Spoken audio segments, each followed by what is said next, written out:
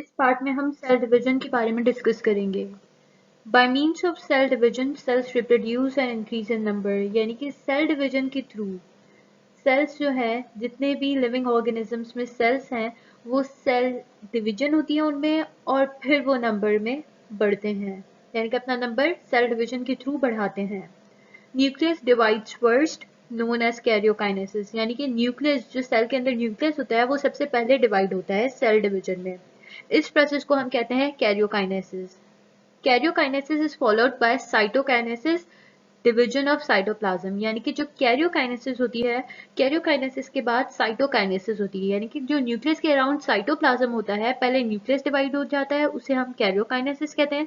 फिर cytoplasm divide होता है, जिसको हम साइटोकाइनेसिस कहते हैं। सेल डिवीजन दो प्रोसेस के साथ होता है, karyokinesis and cytokinesis. There are two main types of cell division, mitosis and meiosis, यानी कि सेल डिवीजन दो तरीके से होती है, माइटोसिस के थ्रू भी हो सकती है और मियोसिस के थ्रू भी हो सकती है। लेकिन माइटोसिस में पहले कैरियोकाइनेसिस होती है, फिर साइटोकाइनेसिस होती है, और सेम गोज फॉर मियोसिस, यानी कि पहले कैरियोकाइनेसिस होगी और फिर साइटोकाइनेसिस होगी। माइटोसिस, अब हम पहले माइटोसिस के बारे में डिस्कस करेंगे कि माइटोसिस होती क्या है। Walter Flemming first describe the process of mitosis. जो वॉल्टर फ्लेमिंग एक साइंटिस्ट थे, इन्होंने सबसे पहले माइटोसिस का प्रोसेस बताया। A process of division in which a parent cell divides into two daughter cells in such a way that number of chromosomes remains same as in parent cell is that 46 chromosomes is called mitosis।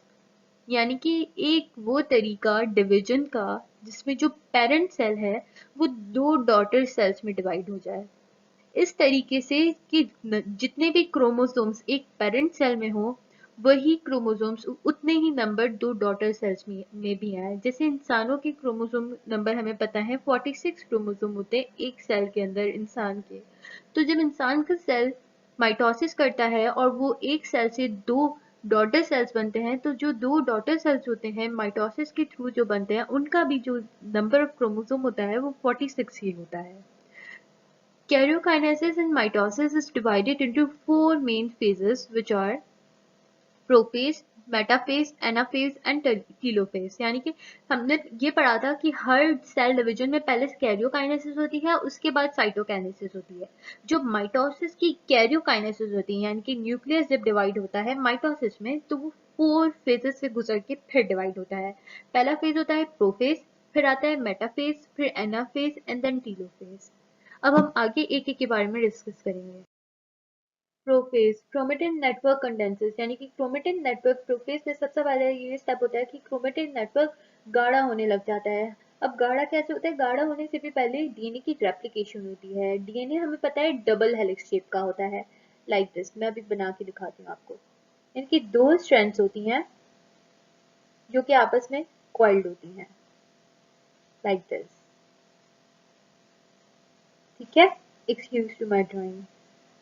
इसके बाद जब replication होती है तो ये दोनों strands अलग अलग हो जाती हैं। जो पेरेंट डीएनए की स्ट्रैंड्स दोनों होती हैं, ये दोनों आपस से अलग अलग हो जाती हैं, लाइक दिस। जब रेप्लिकेशन होने लगती है तो इस स्ट्रैंड के साथ ही इसकी रेप्लिका बनने लग जाती है।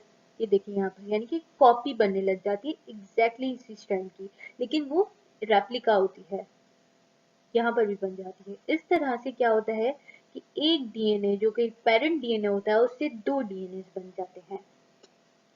becomes visible as thick coiled thread like known as chromosome, यानी कि क्रोमोसोम बन जाते हैं। ये जो डीएनए होते हैं ये थिक हो जाते हैं, क्वाइड जो क्रोमेटिन नेटवर्क होता है, और वो धागे नुमा उनकी शेप हो जाती है, और उसको हम क्या कहते हैं? क्रोमोसोम कहते हैं। क्रोमोसोम्स और already double consist of two chromatids attach to each other at centromere, यानी कि जो क्रोमोसोम्स होते हैं ये ऑलरेडी डबल होते हैं। अब डबल कैसे होते हैं?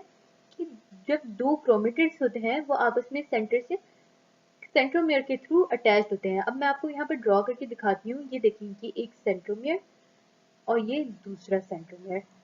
ठीक है, दो सेंट्रोमियर आपस में कैसे जुड़े हुए होते हैं? दो सेंट्रोमियर आपस में बीच में सेंट्रोमियर की हेल्प से जुड़े हुए होते हैं।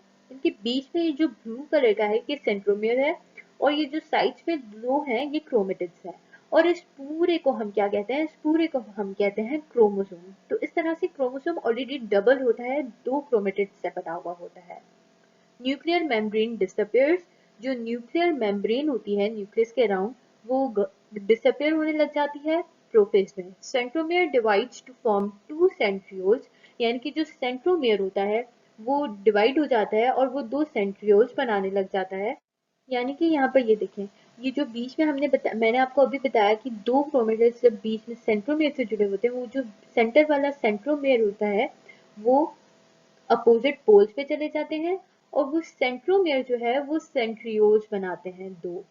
ठीक है, यहाँ पर 2 सेंट्रियोल्स आपको दिख रहे होंगे और ये अपोजिट पोल्स पे जाके ये बनाते हैं spindle fibres. Each move towards the opposite pole of cell and forms spindle fibres. ठीक है। Metaphase. Each chromosome arranges itself on metaphase plate or equatorial plate of spindle. अच्छा, इसमें क्या होता है कि जो क्रोमोसोम्स होते हैं, रेप्लिकेशन हो गई, कंडेंस हो गए, थिक हो गए, उसके बाद क्या होता है कि ये जो है स्पिंडल फाइबर जो बनती हैं सेंट्रियोल्स की मदद से। सेंट्रियोल्स कहाँ से बन रहे थे? सेंट्रोमियर्स से।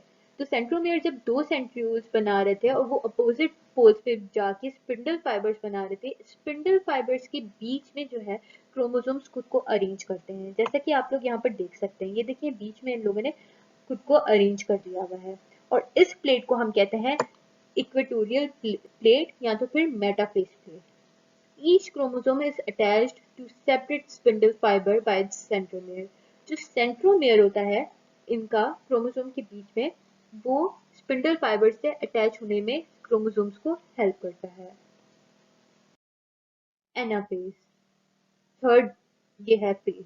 Centromeres of a chromosome divides, यानी कि जो अगेन जो सेंट्रोमियर्स होते हैं एक क्रोमोसोम के बीच में, हमने ये पढ़ा कि क्रोमोसोम 2 क्रोमेटिड्स से बने हुए हैं। अब जो 2 क्रोमेटिड्स होते हैं वो दोनों आपस में सेंट्रोमियर के थ्रू जुड़े हुए होते हैं। वो सेंट्रोमियर डिवाइड हो जाता है और वो 2 क्रोमेटिड्स अपोजिट पोल्स की तरफ मूव करने लग जाते हैं। यहाँ पर ये देख सकते हैं क्रोमेटिड का, क्रोमोसोम का एक क्रोमेटिड और उसी क्रोमोसोम का दूसरा क्रोमेटिड दोनों अपोजिट पोल्स की तरफ मूव करने लग जाते हैं।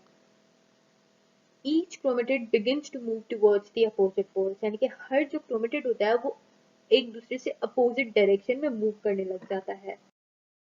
टेलोफेज, ये लास्ट स्टेप है। Chromatids at this stage now called chromosomes reach the poles, यानी कि जो क्रोमेटिड्स होते हैं, हमने पढ़ा था ये एक क्रोमेटिड, ये दूसरा क्रोमेटिड, ये आपस में जुड़े हुए होते हैं सेंट्रोमियर की मदद से। ठीक है, इस पूरे को हम पहले कह रहे थे क्रोमोसोम, लेकिन कह रहे हैं कि टेलोफेज में आके ये जो एक क्रोमेटिड होता है, यहाँ पर देखें, ये एक क्रोमेटिड, ये दूसरा क्रोमेटिड, इस एक क्रोमेटिड को टेलोफेज के दौरान पूरा एक क्रोमोसोम कहा जाता है और ये दूसरा क्रोमोसोम बन जाता है। ठीक है, each pole receives same number of chromosomes as were present in parent cell, यानी कि एक पेरेंट सेल में जितने भी क्रोमोसोम्स प्रेजेंट होते हैं, माइटोसिस के थ्रू जो 2 डॉटर सेल्स बनते हैं उनमें भी same number of chromosomes present होते हैं। क्यों? क्योंकि हमने पढ़ा था कि एक डीएनए अपनी 2 कॉपीज बनाता है, इसीलिए जो नंबर होता है क्रोमोसोम का वो सेम रहता है। न्यूक्लियर मेम्ब्रेन अपीयर्स, यानी कि इनके अराउंड न्यूक्लियर मेम्ब्रेन आने लग जाती है। यहाँ पर आप लोग देख सकते हैं, ये न्यूक्लियर मेम्ब्रेन डायग्राम में ये देखिए, यहाँ पर ये आ रही है, न्यूक्लियर मेम्ब्रेन बन रही है आहिस्ता आहिस्ता। इनके बीच में थोड़ा सा स्पेस है, यानी कि कंप्लीटली नहीं बनी लेकिन ये बनने वाली है। 2 डॉटर न्यूक्लियर फॉर्म, यहाँ पर देखें ये 1 डॉटर न्यूक्लियर और ये 2 डॉटर न्यूक्लियर, ये दोनों बन चुकी हैं कैरियोकाइनेसिस के थ्रू, लेकिन अभी साइटोकाइनेसिस नहीं हुई। यहाँ पर जो साइटोप्लाज्म है लाइट पिंक कलर का, ये अभी तक डिवाइड नहीं हुआ। तो कैरियोकाइनेसिस कंप्लीट हो गई, 2 डॉटर न्यूक्लियर बन गए। Cytokinesis. Cytoplasm of the cell also divides into two by the process of cleavage, यानी कि cleavage होती है, जो cytoplasm होता है वो दो में डिवाइड हो जाता है। Nucleus of each daughter cell contains the same chromosome number as in parent cell. वही बात आ गई कि जितने भी क्रोमोसोम नंबर होते हैं एक पेरेंट में, उतने ही दोनों डॉटर सेल्स में सेम नंबर ऑफ क्रोमोसोम्स आते हैं। इस तरह से साइटोप्लाज्म भी डिवाइड होता है और 2 डॉटर सेल्स बन जाते हैं कंप्लीटली। इंपॉर्टेंस ऑफ माइटोसिस, यानी कि माइटोसिस की क्या अहमियत है। Responsible for development and growth of organism, यानी कि एक ऑर्गेनिज्म उसकी डेवलपमेंट यानी कि वो बढ़ता कैसे है और उसकी ग्रोथ कैसे होती है, तो वो माइटोसिस के थ्रू होती है। क्यों? क्योंकि माइटोसिस में तो नंबर सेम रहता है, तो इस तरह से बॉडी में जितने भी सेल्स हैं उनके नंबर सेम रहते हैं और वो एक तरीके से प्रॉपरली ग्रोथ करवाते हैं एक ऑर्गेनिज्म की।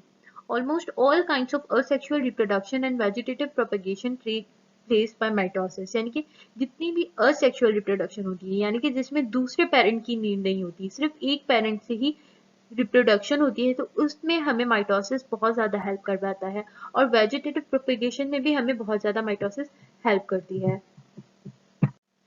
Production of new somatic cells, यानी कि एक जैसे हमें कोई भी वही नीचे भी पॉइंट लिखा हुआ है, दोनों का सेम है, मतलब एक साथ में आपको बता देती हूँ। The healing process is also dependent upon mitosis, यानी कि एक जब हमें कोई चोट वगैरह लगती है किसी भी जगह पे, तो वहां पर जो सेल्स वगैरह ग्रो करने लग जाते हैं, दोबारा से हमारी वो स्किन हील हो जाती है, वही स्किन बन जाती है, तो वो पूरा प्रोसेस माइटोसिस के थ्रू होता है। और जो न्यू सोमैटिक सेल्स यहाँ पर जो लिखा हुआ है, इसका मतलब यही हुआ कि अगर हमें वाउंड वगैरह लग जाता है और सेल्स हमारे डैमेज हो जाते हैं, तो जो न्यू सोमैटिक सेल्स बनते हैं अराउंड द वाउंड, तो वो भी माइटोसिस के थ्रू बनते हैं। आपको कोई भी क्वेश्चंस हो इस चैप्टर से रिलेटेड या इस टॉपिक से रिलेटेड, तो आप लोग इस ईमेल पे मैसेज कर सकते हैं हमें, या इस नंबर पे व्हाट्सएप कर सकते हैं, या तो फिर नीचे कमेंट्स बॉक्स में आप मैसेज छोड़ दें, हम ज़रूर जवाब देंगे। Thank you.